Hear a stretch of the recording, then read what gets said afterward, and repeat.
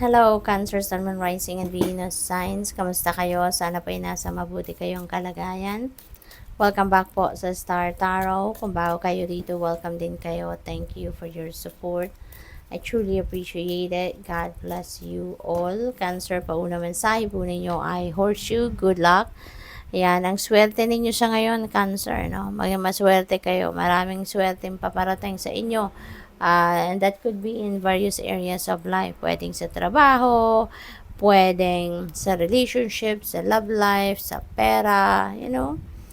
What else we have? But take care. Enemies are working against you. Cancer.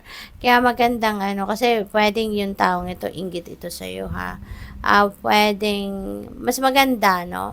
Kunyari, meron kayong mga plano, meron kayong mga strategies, meron kayong mga blessings na natanggap, no? Mas magandang hindi nyo na lang talaga yan isinishare sa iba.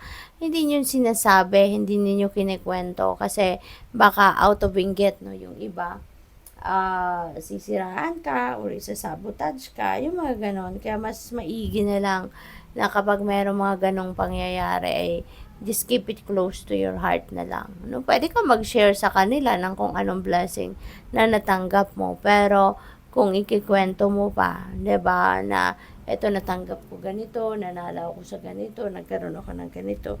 So baka maging cause pa yan ng inggit ng iba. And yun nga, 'di ba? Sometimes out of inggit yung ibang tao nagiging evil, 'di ba? Kaya ah magiging isang dahilan 'yan kung bakit yung iba talagang nakakagawa ng hindi maganda dahil sa inggit. We have Bow, you are highly thought of. Meron nakakaalala sa iyo. No? Baka merong nakakamiss sa inyo. Pwedeng gano'n. Pwedeng kaibigan niya, kamag-anak mo, person mo. Baka malayo ka sa kanya or sa kanila. Family wishes come true. Napakaganda. Merong wish ang inyong pamilya na ngayon ay matutupad na, or wish ninyo para sa inyong pamilya na ngayon ay matutupad na. So, that is going to be very, very exciting, diba? What else? We have an exciting event. Kakasabi ko na ng exciting. Ito na, an exciting event is about to happen. Maaari yung mga wishes na yan is coming to fruition na, or talagang mag-unfold na yan sa buhay ninyo, no? At ang swerte na yan, no? Yung swerte na yan, that is also a very exciting event ang hatid nito sa inyo, kasi siguro maraming kaganapan ang mangyayari na talagang bongga, maganda, 'di ba?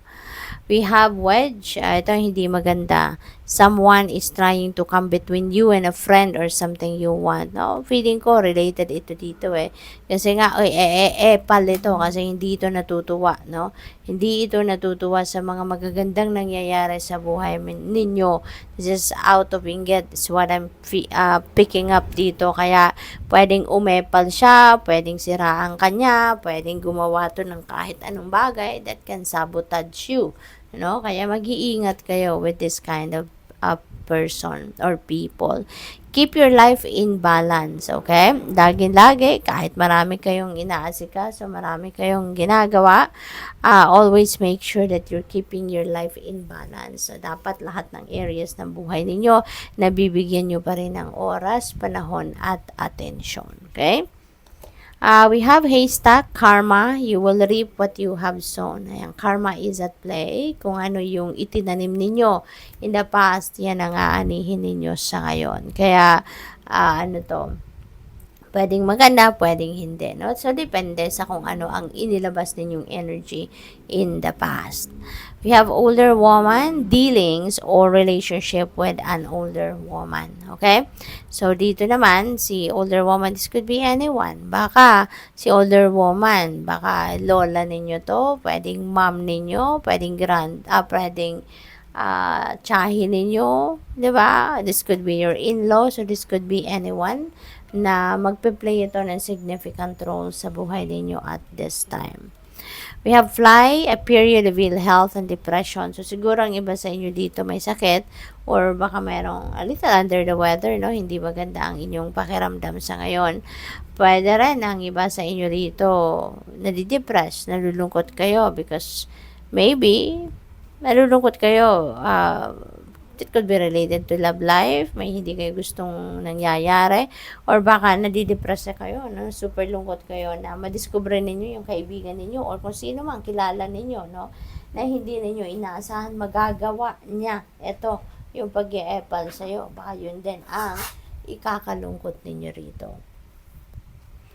So, what else? We have wealth. Wow, Cancer. Yung good luck nyo talaga, no? Ito, maghahatid ito ng malaking swerte pagdating sa pera, sa material na bagay, sa kayamanan. Kasi, merong additional wealth coming your way. May paparating, parang uulan ng kayamanan sa inyo, di ba?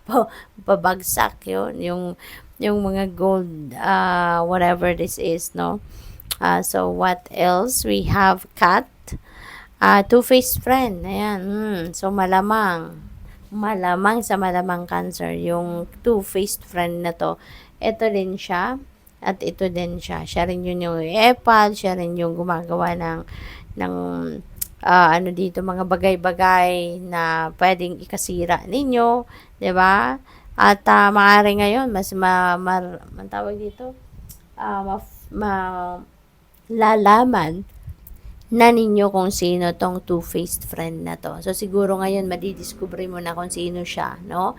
Na akala mo, totoong kaibigan siya sa'yo, akala mo, very loyal friend siya sa'yo, pero yun pala, no? Baka madiscover mo na siya pala ngayon yung nagsasabotage sa'yo or siya yung naninira sa'yo, yung mga ganon, no? Out of inggit, diba? Sometimes, may mga taong nagpe-pretend na kaibigan natin, pero yung pala, nakikipagkaibigan sa atin kasi meron silang hidden agenda, meron silang gustong makuha sa atin, meron silang gustong malaman, gustong marinig from us, no? What else? We have crib, birth, or conception of a child or enterprise. Okay? So, meron ditong mababalitaan kayo na manganganak or pwede rin ang iba sa inyong Cancer, kayo to, or baka anak ninyo, 'di ba, ang manganganak, or baka kung hindi naman, baka yung person nyo, 'di ba? Yung manganganak. So, pwedeng ganon ang ganap dito. Or pwede rin na ang iba sa inyo rito, baka magsisimula kayo ng bagong negosyo, bagong enterprise, yung mga ganon, no? What else? We have clouds, temporary problems. Ayan. So, merong mga temporary na problema na maaaring kakaharapin ng iba sa inyo. Lahat naman talaga temporary sa buhay natin, Cancer. Kaya, huwag kayong mag-alala. Tsaka, masusolusyonan mo agad yan, malulusutan mo agad yan, ano? These are just problems na, alam mo yon, mabilis din yung mahahanapan din yung ng solusyon. Yun ang napipick up ko dito. So, good luck sa'yo. Thank you for watching Love and Light. Namaste.